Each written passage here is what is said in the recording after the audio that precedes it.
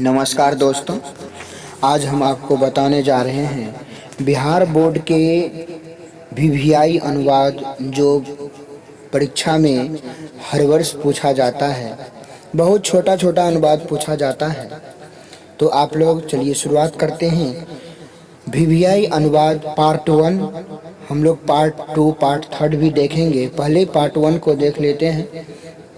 देखते हैं, पहला अनुवाद है राम एक लड़का है। राम का संस्कृत रामः, एक का एकः, बाल लड़का का हो जाएगा बालकः, हाय का अस्ति। रामः एकः बालकः अस्ति, इसका हिंदी हुआ राम एक लड़का है। दूसरा है वह दशम वर्ग में पढ़ता है। वह का हो जाएगा स, दशम का दशमी, वर्ग में यहाँ पर अधिकरण कारक है। वर्ग में का हो जाएगा वर्गे, पठती मतलब पढ़ता है। तो वह दशम वर्ग में पढ़ता है। स के साथ टी लगता है। ती तह अंति, सी थह त, आमी आवह आमह, आप लोग पढ़े होंगे, इसीलिए स के साथ टी लगा। शह दसवीं वर्गे पठती, हिंदी हुआ वह दशम वर्ग में पढ़ता है। उसके साथ मैं भी पढ़ता हूँ। आप लोग संस्कृत में कारक पढ़े होंगे। साथ जाने के अर्थ में तृतीया विभक्ति होती है। तो उसके का हो जाएगा तेन, जैसे सह तौ ते, तम तो तौन, तेन ताभ्याम ते, तेन में तृतीया विभक्ति लग गया तेन। उसके साथ तेन स मतलब साथ। मैं का अहम, भी का अपि, पढ़ता हूँ, उसके साथ मैं भी पढ़ता हूँ। तो मैं का हो गया अहम, अहम के साथ लगेगा अहम, आमी लगेगा, तो हो जाएगा तेन सह अहम अपि पठामी, इसका हिंदी हुआ उसके साथ मैं भी पढ़ता हूँ। भी का संस्कृत अपि होता है। तुम गांव में रहते हो, तुम का हो जाएगा तुम, गांव में ग्राम में अधिकरण कारक है। जहां पर कोई रहता है में पर, अधिकरण में पर, तो सप्तमी विभक्ति हो जाएगा। तो जैसे बालक में बालके होता है सप्तमी विभक्ति में, तो ग्राम में हो जाएगा ग्राम में।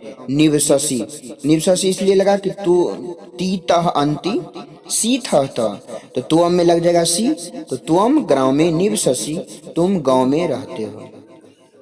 पांचवा है तुम्हारा मित्र पैर से लंगड़ा है।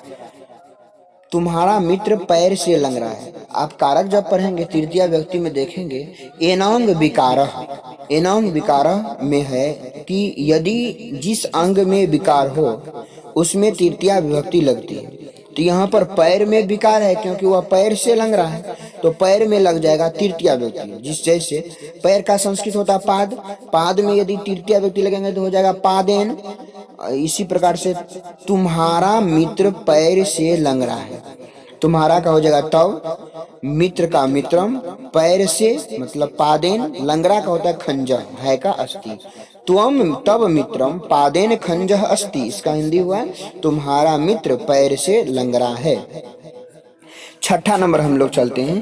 कहता है कि परंतु वह पढ़ने में बहुत मेधावी, मेधावी मतलब होता है तेज, जो तेज विद्यार्थी होता है उसको हम मेधावी छात्र बोलते हैं। तो परंतु वह पढ़ने में बहुत मेधावी है, इसका हिंदी होगा परंतु का होगा किंच, वह का हो जाएगा सह। पढ़ने में तो पठने, पठने मतलब हो गया पढ़ने में। बहुत का हो गया अतीव, मेधावी का मेधावी ही होता है का अस्ति। तो किंच सह पठने अतीव मेधावी अस्ति, परंतु वह पढ़ने में बहुत मेधावी है। वह घर से विद्यालय जाता है, सह गृहात विद्यालयम गच्छन्ति, जब कहीं से निकलता है जहां से कोई जुदाई या अलगाव होता है तो उस चीज में पंचमी विभक्ति लगती है। जिसे घर से आता है, विद्यालय से आता है, खेत से आता है, या दिल्ली से आता है, या पटना से आता है, जहां से कोई चीज का अलगाव होता है उसमें पंचमी विभक्ति होती है। स गृहात, गृहात जैसे बालकात हो गया पंचमी विभक्ति, उसी प्रकार से हो जाएगा गृहात, गृहात में भी हो जाएगा पंचमी विभक्ति। तो सह गृहात, वह घर से, विद्यालय का विद्यालय आता है, आगच्छति, आगच्छति मतलब आता है, गच्छति मतलब जाता है, तो आगच्छति मतलब क्या हो जाएगा आता है। तो सह के साथ टी लगा, सह गृहात विद्यालयम आगच्छति, वह घर से विद्यालय आता है।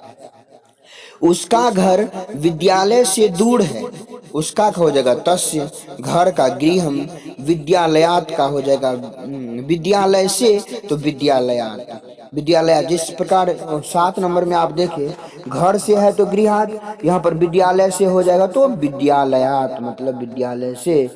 दूर नहीं का होता है नाति दूरम, नाति दूरम मतलब दूर नहीं, अस्ति मतलब है।